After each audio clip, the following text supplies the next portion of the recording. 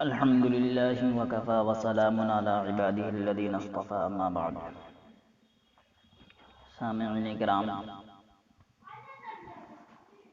ربیع الاول کا مہینہ ہے جس میں تمام لوگ آپ علیہ الصلوۃ والسلام کی سیرت کو بیان کرتے ہیں۔ سیرت کے الگ الگ پہلو ہیں، جن میں ایک یہ بھی ہے کہ اہل عرب اپنے بچوں کو شہری کثافتوں سے دور رکھنے کے لیے دودھ پلانے والی بدوی عورتوں کے حوالے کر دیتے تھے تاکہ جسم طاقتور رہے اور اعصاب مضبوط ہوں، نیز بچپن ہی سے خالص اور فصیح عربی زبان سیکھ لیں، اس لیے کہ شہری علاقوں سے زیادہ دیہی علاقوں میں عربی زبان فصیح تھی۔ اللہ کے رسول صلی اللہ علیہ وسلم کائنات میں سب سے بڑھ کر قادر الکلام تھے، خطاب فرماتے تو فصاحت و بلاغت کے گوہر لٹا دیتے تھے۔ آپ سے بہتر کوئی خطیب نہیں تھا، وہ بلا تردد رکے بغیر گھنٹوں لوگوں سے خطاب فرماتے تھے۔ حجۃ الوداع کے موقع پر 1,00,000 سے زیادہ افراد سے خطاب فرمایا۔ صحابہ کرام کہتے ہیں کہ ہم اپنے خیموں میں تھے، تمام افراد تک آپ کی آواز پہنچی اور سب نے خطاب سماعت کیا۔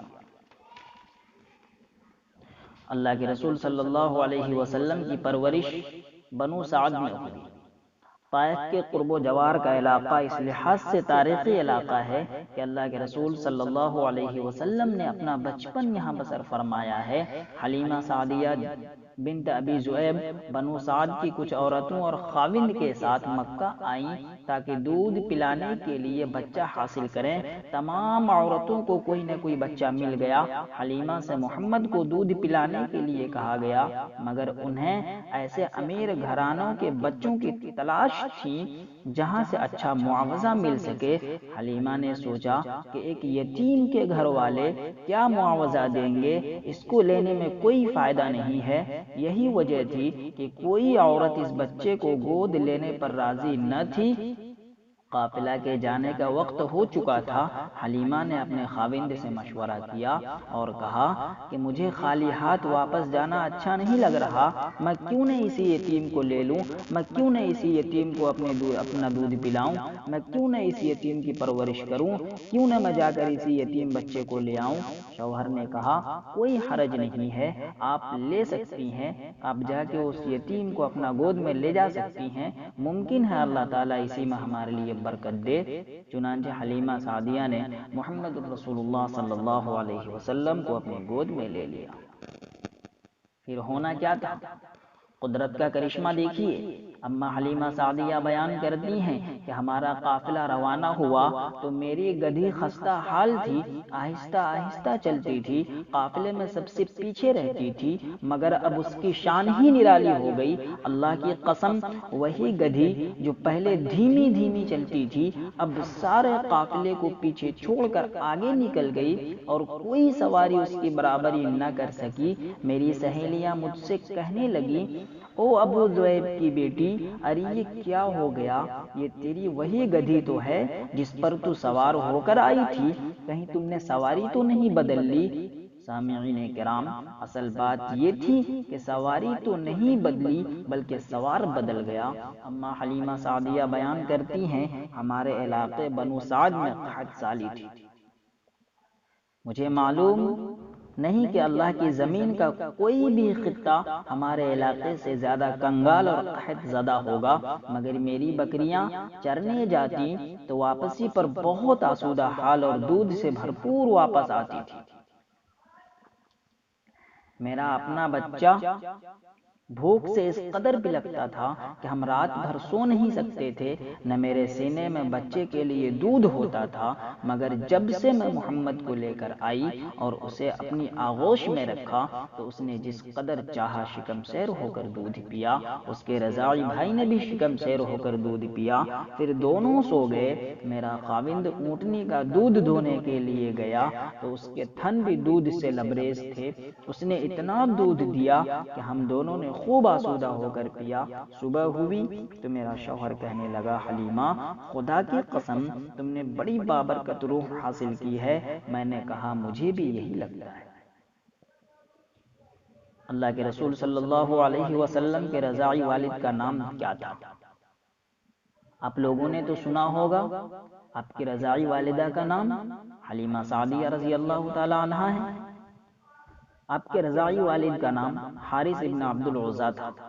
ان کی کنیت ابو کبشہ تھی۔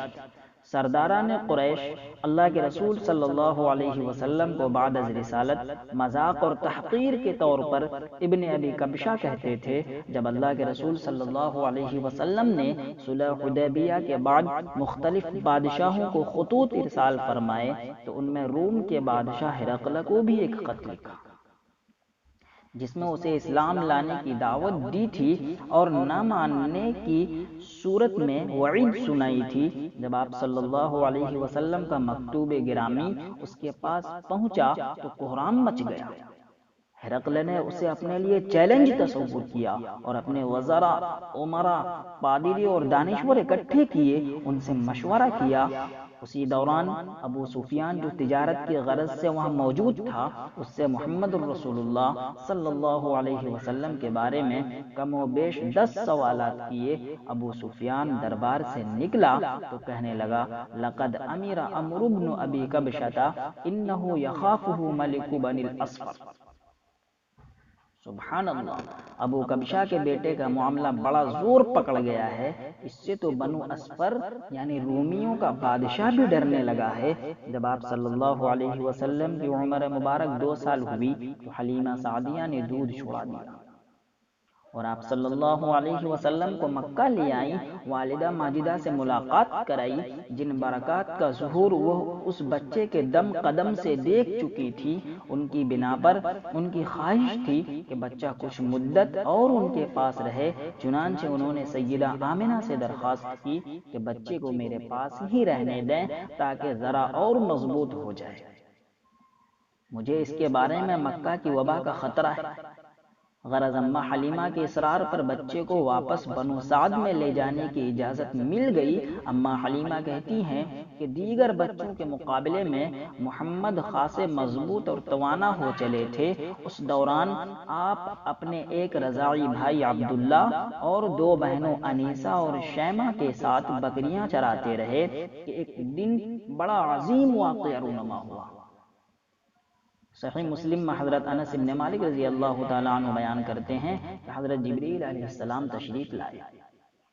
آپ صلی اللہ علیہ وسلم بچوں کے ساتھ کھیل رہے تھے کہ جبریل علیہ السلام نے آپ صلی اللہ علیہ وسلم کو لٹایا، سینہ چاک کر کے دل نکالا، پھر دل سے ایک لوتھڑا نکال پھینکا اور کہا یہ شیطان کا حصہ تھا۔ پھر دل کو ایک تشت میں زمزم کے پانی سے دھویا اور جوڑ کر دوبارہ اس کی جگہ پر نصب کر دیا۔ اب شیطان آپ کے قریب بھی نہیں پھٹک سکتا تھا۔ دوسرے بچوں نے جب حلیمہ کو واقعہ بتایا، وہ دوڑتی ہوئی آئی، آپ صلی اللہ علیہ وسلم کا رنگ اتر گیا تھا۔ اس واقعے کے بعد حلیمہ کو خطرہ محسوس ہوا اور انہوں نے آپ صلی اللہ علیہ وسلم کو آپ کی والدہ محترمہ کے حوالے کر دیا۔ آپ 6 سال کی عمر تک والدہ ماجدہ ہی کے پاس رہے۔